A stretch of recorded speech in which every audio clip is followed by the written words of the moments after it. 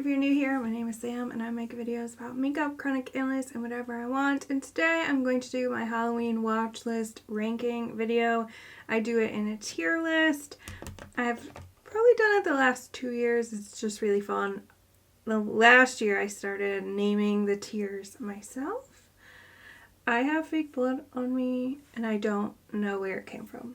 It's clearly somewhere over here. I have no idea where. My tier list I named Thank God for 90-minute movies because there were too many movies that were 2 hours. I think 90 minutes is the perfect sweet spot for horror movies. That is just my personal opinion. So here are my tiers. S tier, which is the highest tier, I have instead named Buying the DVD. The movie is so good that I want to watch it multiple times, so I'm going to buy the DVD. A tier is so nice I'd watch it twice. This movie was good enough I'd watch it again, but I wouldn't buy it. B tier is going to be fun but fine. Completely average movie. I don't love it. I don't hate it. C tier, I don't get it, but these are for those movies that have a lot of hype and I just don't understand it. D tier, terrible use of time. I feel like this wasted my time and I'm mad about it. And F tier, just erase it. Erase it from existence. It shouldn't be anything anyone gets to watch. It's so bad. I'm going to go through these, how I watched them, in the order of how I watched them. My brain is not functioning. I am just starting to get back in the groove of filming. I'm working on playing around with lighting, so if you are a veteran here and things look different video to video, that is why I'm trying to figure out how I want things to be lit. Let's start with the first movie I watched, and that is Talk to Me. This movie is about a group of This movie is about a group of teenagers who find a cast of a hand that's supposedly a real hand inside and it allows you to talk to ghosts. So what happens is they basically drink, get high, and each take turns holding this hand and like talking to ghosts. The intro of this movie really catches your attention. It gets you hooked like right away, which isn't common with movies nowadays. It seems like everything is a slow build and slow burn, and while there is a time and a place for that, I don't want that in every single movie that I'm watching. When we see our first ghost, it is a jump scare, and while I normally don't like jump scares, when they're done right and placed well, I think that they are fantastic, and this one definitely did that. Acting in this movie overall is incredibly good. When the kids are talking to the ghosts and become possessed, like, it's out of this world, next level acting. I also enjoyed the overall story. I think they did a really good job of character building and getting you to feel attachment to some of these characters. And I like that they remembered to hit on some points that they brought up earlier in the film. There are some movies, and on this list, where I think one of my major issues is they bring something up as if they're going to make a point or that it's going to like be brought up or something is... It matters, I guess, and it's never brought up again. So it was like they had the thought, had the story, and then just forgot that that was even put in there. They did not do that in this movie, which I appreciate. So this goes in Buying the DVD. This rating is going to ruffle some feathers. It's Sinners. This movie was so hyped up, and the premise of the story sounded really interesting, but this movie was complete dog shit. So let's get into it. I can't even tell you what this movie is supposed to be about, and I don't want anyone in my comments trying to tell me what it's about. I understand what they wanted it to be about, but that's not what this movie is about. I know that this is what I gathered from the trailers. This movie was supposed to be basically like, we've just ended slavery, we're in Jim Crow, what happens when the vampires are racist, basically. I don't believe, correct me if I'm wrong, that there's any other movie that tackles that specific thing. Like, what happens when the slave owners are vampires? you know, or were turned into vampires, something of that nature. That was not at all addressed in a real way in this film. They did a horrific job trying to make any kind of point. They seem to kind of like fluff some points in here and be like, yes, racism was the thing. Well, obviously, we all know that racism was the thing, but what does it mean in the context of the story? It's just every once in a while, they'll just remind you that, like, racism is bad.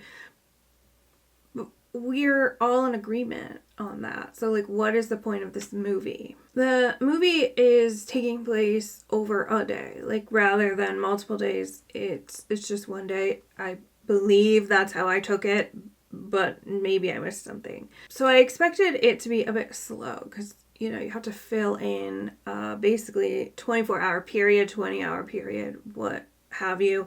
But it was so slow, I think that they forgot to finish writing the script, and it was just like people sitting in silence, or like you're focusing on a dance scene far too long to where now it's just uncomfortable. It was so slow that I almost fell asleep. I was so bored that I could leave the room and come back and did not miss anything, even though I didn't pause it. Some of my notes here. We got to 41 minutes into the movie, and there was a sex scene just to have one. It added nothing to the story. It was completely meaningless. And I criticize any film that does this, by the way. Like, what are we doing here? It was also weirdly long. At that point, there was no hint of anything horror related, despite this being a vampire movie, until around 43 minutes, and then there was a brief, like, blip of horror. Again, we're 43 minutes into a horror movie, and nothing even, like, creepy has happened. There's zero tension building, and there's no character development or character building at all. You feel nothing for these characters in any capacity. At 58 minutes, we had another pointless sex scene, and there still was no hint of horror. At an hour and 14 minutes, we had a 30-second pickup and a dash of a vampire. The only fight scene is at the end. It is the laziest, most horrifically acted / directed fight scene I have seen in a major motion picture. There was no tension. You felt like you were watching two toddlers kind of wrestle around and like, all right, are you done? It didn't feel like anything of magnitude was happening, even though supposedly it was. They kept adding random electric guitar riffs in a movie that's based around jazz, which was very odd. I don't really understand that either. The ending made no sense, and I just hate this movie, and I wish it didn't exist. They completely ruined a good idea, and yeah. Just erase it. If there was something lower than F, it would go there. Honestly, I shouldn't even have talked about it. It was that bad.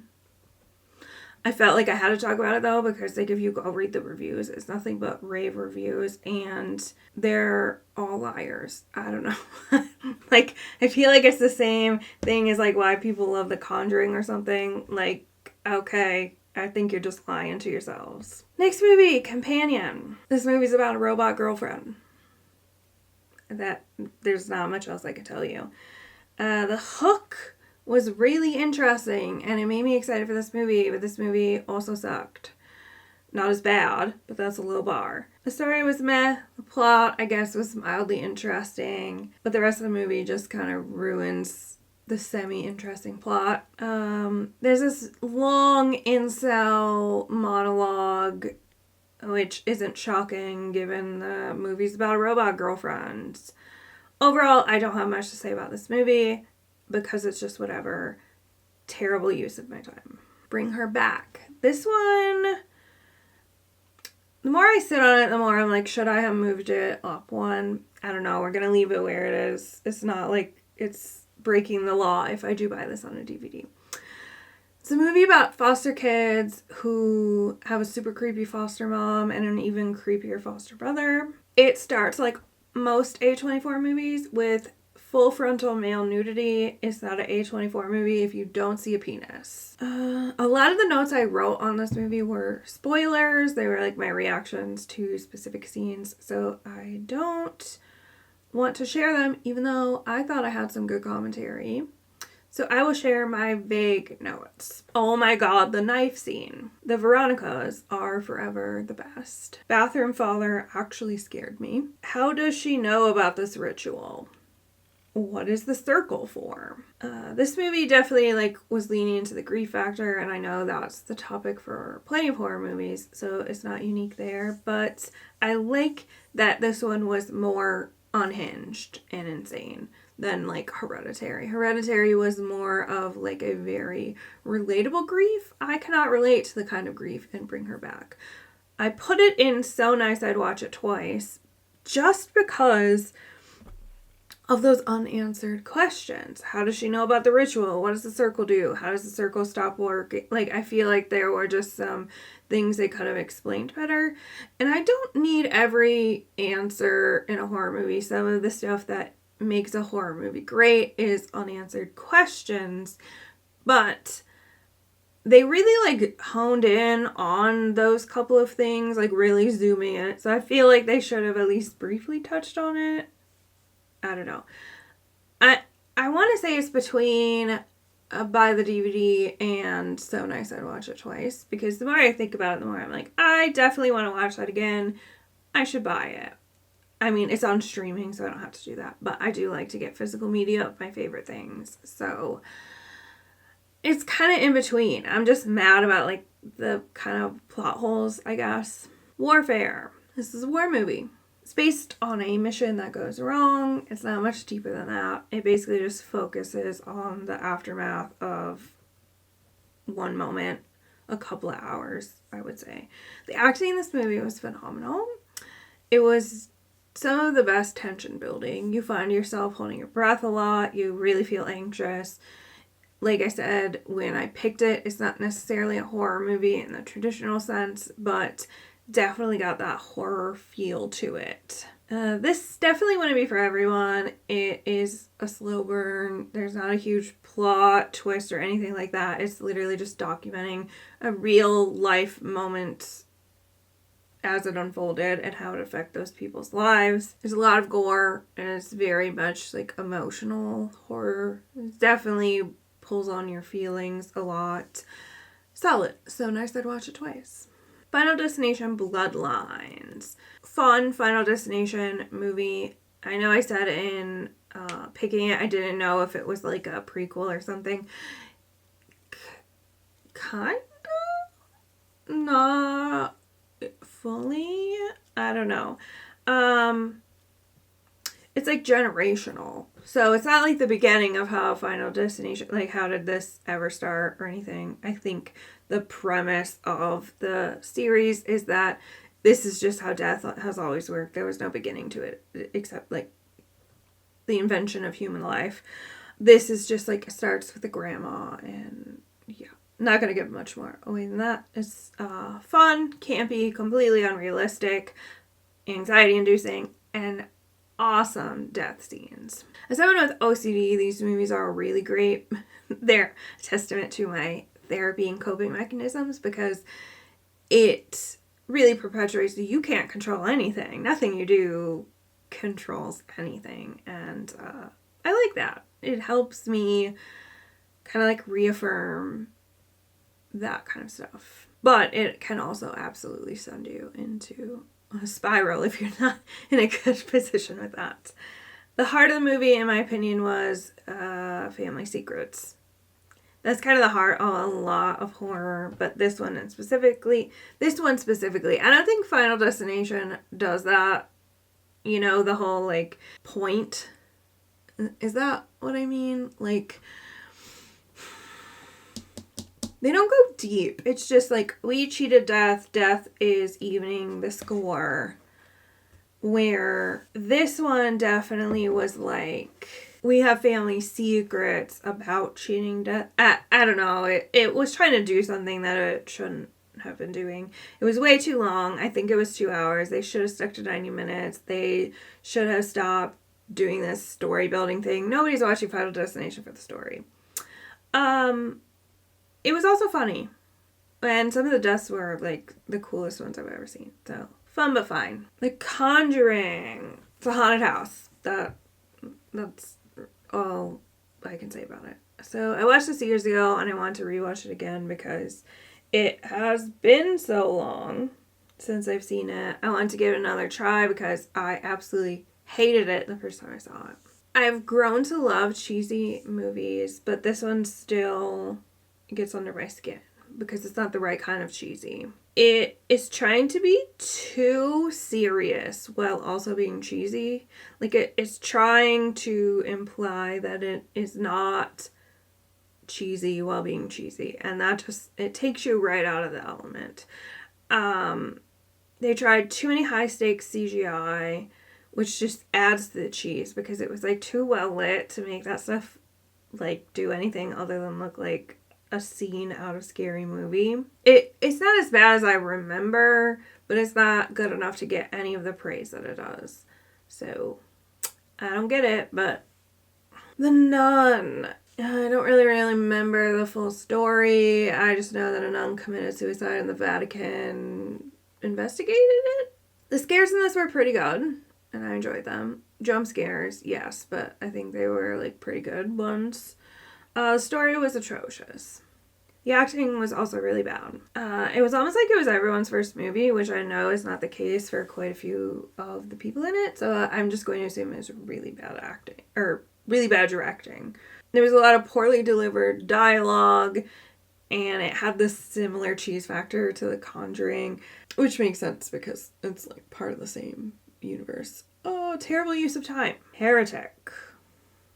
Why is it 2 hours? You do not need 2 hours to say what you needed to say, which was nothing.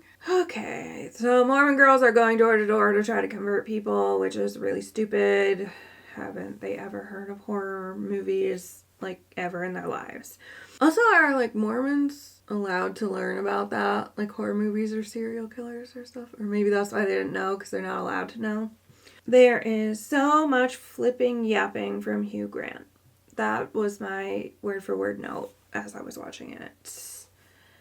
He executed the character well, being an incredibly annoying know-it-all man who is a philosophy professor major who never shuts the fuck up.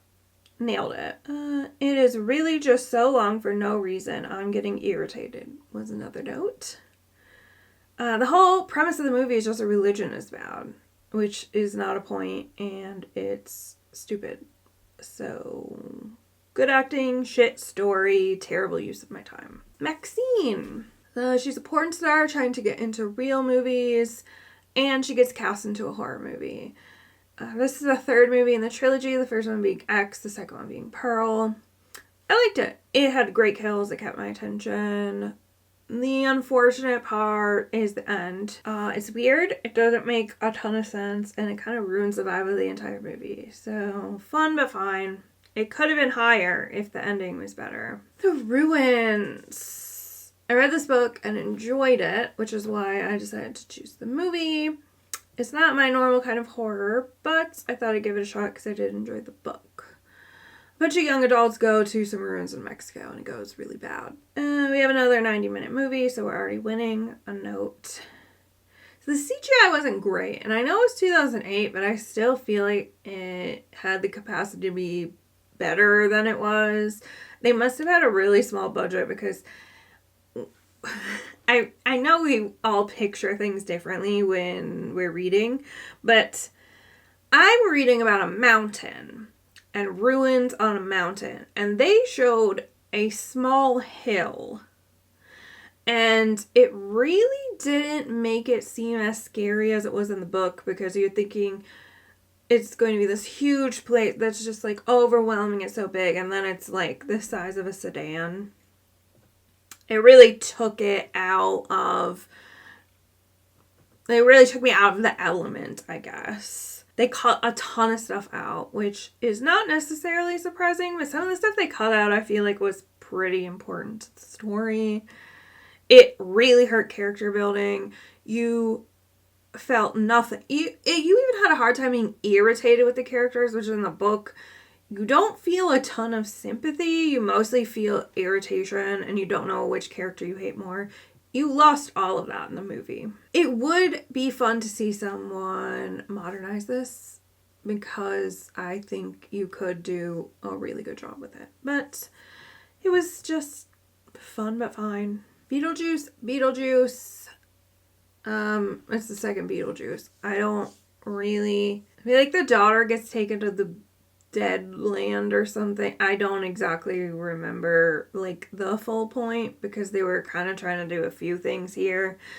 My only complaint was that the story was kind of all over the place. And it was a little slow at the same time. But I liked it, had fun. So nice I'd watch it twice. Malevolent. I have no idea what the fuck this movie is about. I quit at 20 minutes because the story is going nowhere. Just erase it. I think that's the siblings were trying to, like, scam people with, like, talking to ghosts or something. I don't know.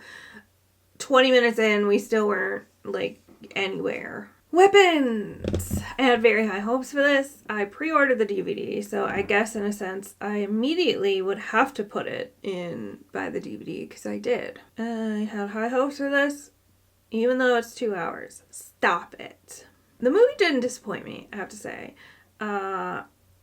15 minutes into the movie, I was like, turn everything off, don't bother me. Like, my full attention is here. So a bunch of kids disappear at the same time one night doing this weird arm thing while they run away, and nobody knows where they are or why they left, but they blame the teacher because they're all from the same class. The movie had great overall creepy vibes, and there was a lot of tension build up, which I appreciated.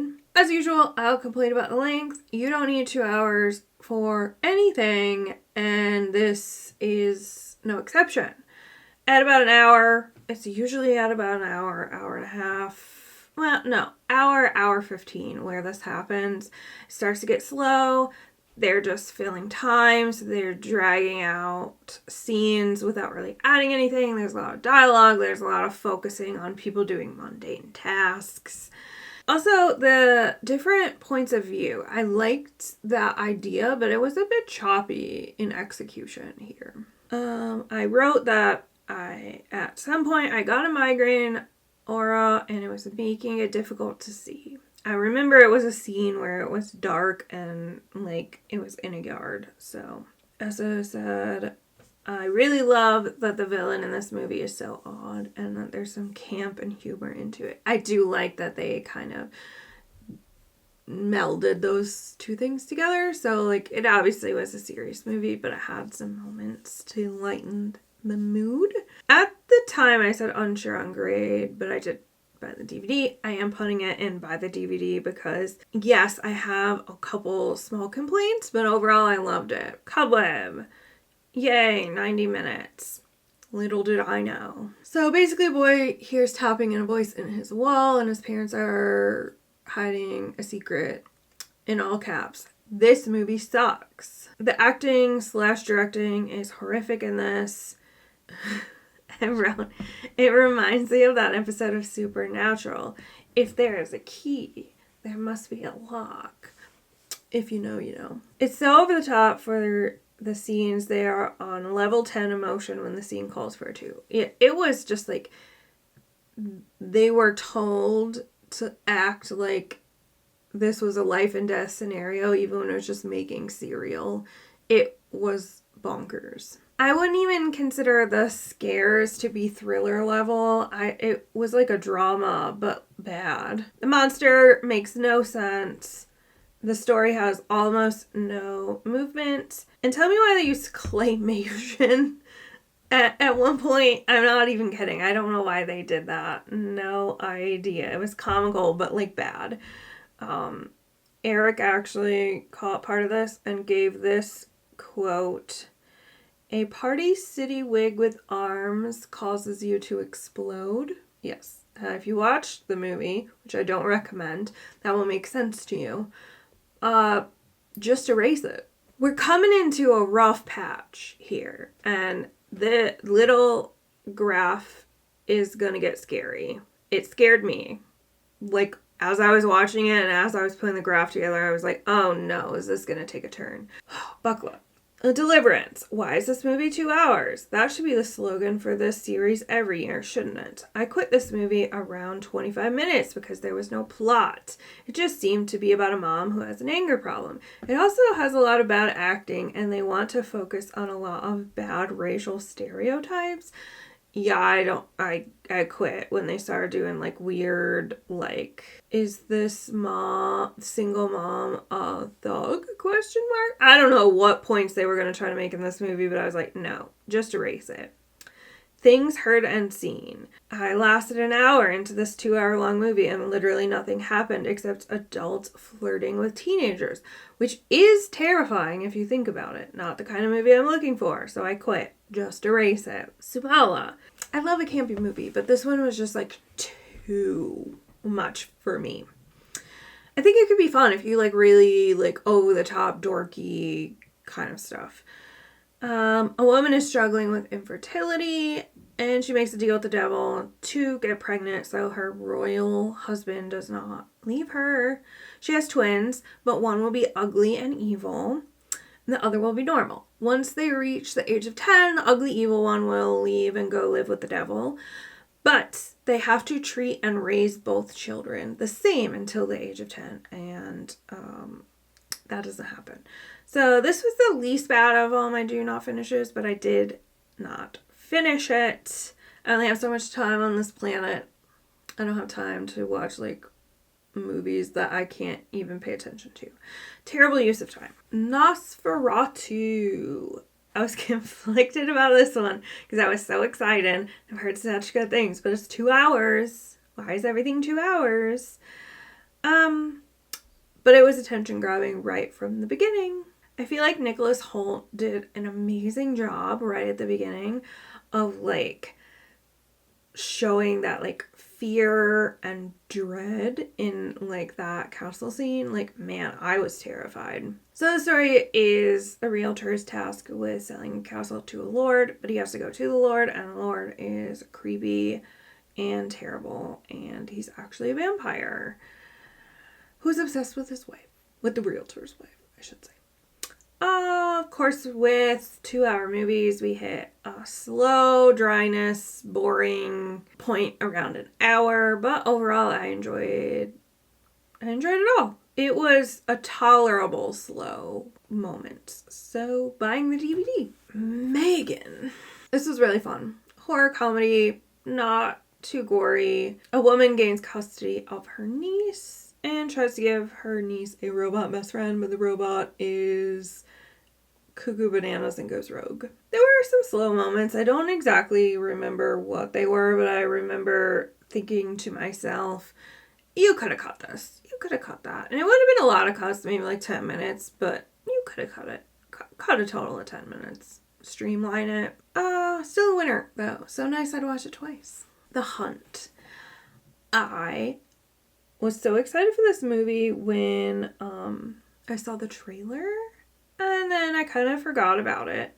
But then I saw it was on streaming and knew I had to watch it. So it's a bunch of perceived conservatives are kidnapped by wealthy liberals and hunted for sport in the woods. There are no dull moments. It's super funny, super action-packed, very gory. I love the gore. And I will be buying the DVD. The Black Phone. I put off watching this for a while because it just seemed kind of boring, to be honest. Like, I didn't think I was going to like it at all. Then when I saw there was a sequel, I was like, okay, I'm going to have to give this a chance if they're giving it a second one. Now, there's no rule that you can't give bad movies sequels. They do it all the time. But I thought it was worth giving a shot because people spoke highly of the sequel. So I'm like, okay, well, I mean, if the second one is good, then like the first one is worth trying, right? It was pretty decent. There wasn't a ton of stuff. There isn't a ton of stuff to say about the plot without like giving too much away, in my opinion. Just a bunch of kids keep going missing. I would say it's very middle of the road for me. Fun but fine.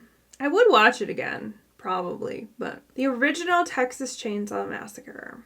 This movie was very dull and very slow, and I realize it's from a completely different time period, but I've watched other movies from this time period that don't have this problem. I respect what it did for horror in the United States at the time. It paved the way for so many things. Nothing else was being done like it, but at the same time, it was just not good. There was an entire 15 minutes of screaming.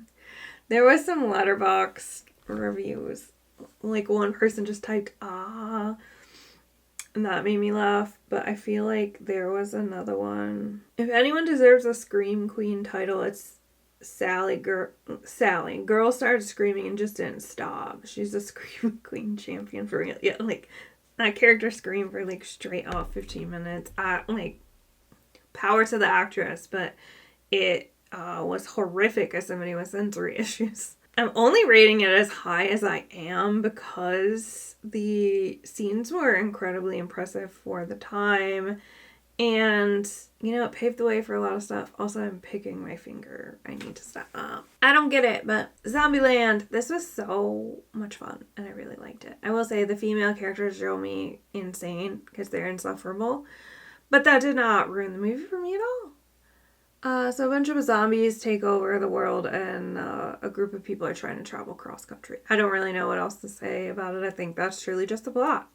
So nice I'd watch it twice. Now we got the big guns. My free day, I was so excited to see that they were putting The Substance on HBO. Now, you can imagine, I'm very excited for this movie. I have avoided most spoilers somehow.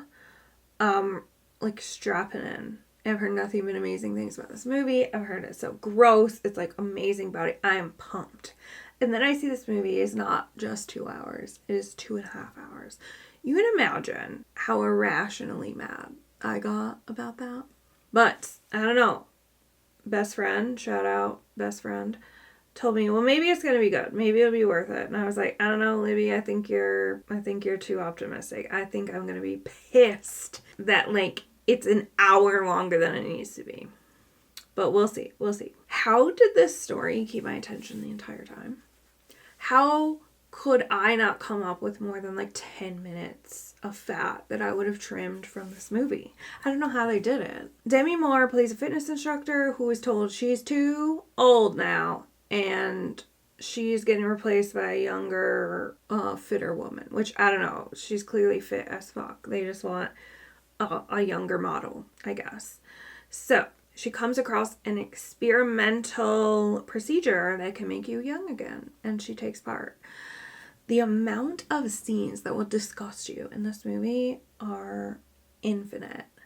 And not all of them are like horror related. They just do a lot of stuff that are like normal things, but they like zoom in on or something, and it's just nasty. I should also mention, I don't really care for body horror. I'm not really a body horror kind of girl. I don't just go for gross stuff. Like, I don't know. It's just not my thing. But this movie, like, rocks. So, I lost track of how many times I cringed or, like, covered my face or closed my eyes. It was nuts. So the ending is what really got me, because I was like, all right, here it is. Here's the slowness. We're starting at the end. Like, the end is, you know, they've run out of stuff. So, like, 20 minutes before credit roll, we're just, like, slogging, right? Until it went straight up bonkers, cuckoo bananas, insanity. I've never seen an ending to a movie like that. I had no words. I still have no words. If there was a tier higher than buying the DVD, it would go there. But I'm definitely buying the DVD. Now, let's get into the rest of the days, because I'm supposed to be ranking the episodes of Welcome to Derry. But Welcome to Derry did not release all at one time like I thought it was going to. They just released one episode, and they released another on Halloween, but I was busy, so I didn't get around to watching it. I watched the first episode. I was not in the mood to just hunt for new movies, so I just left it alone. And I ended up watching X-Files and, like, SpongeBob Halloween episodes for those days. But the first episode of Welcome to Derry is on the level with The Substance of like what is happening. This is the most insane thing I've ever seen.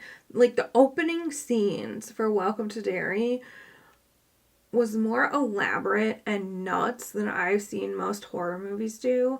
Like my jaw was not just on the floor, it was unhinged and in another room. So I'm very excited to see where else this show goes. Part of me is like, can they keep this up? Like, can they keep that momentum that they opened like the first hour of this series with? I don't know. I feel like that's impossible, but I'm still excited to see. And that's it. That was Halloween 2025. It was a whirlwind. It went pretty quick. And I feel like in 30 seconds I'm going to be making this list of movies again. So, what did you watch this season? Did you watch anything on my list? Let me know down below what your favorite movie that you watched this season was. Whether it's from my list or not, I want to know. It could go on my list if it is a new one to me for next year. Thank you so much for watching. If you like this video, please give it a thumbs up. Consider subscribing if you haven't already, and I will see you guys next time.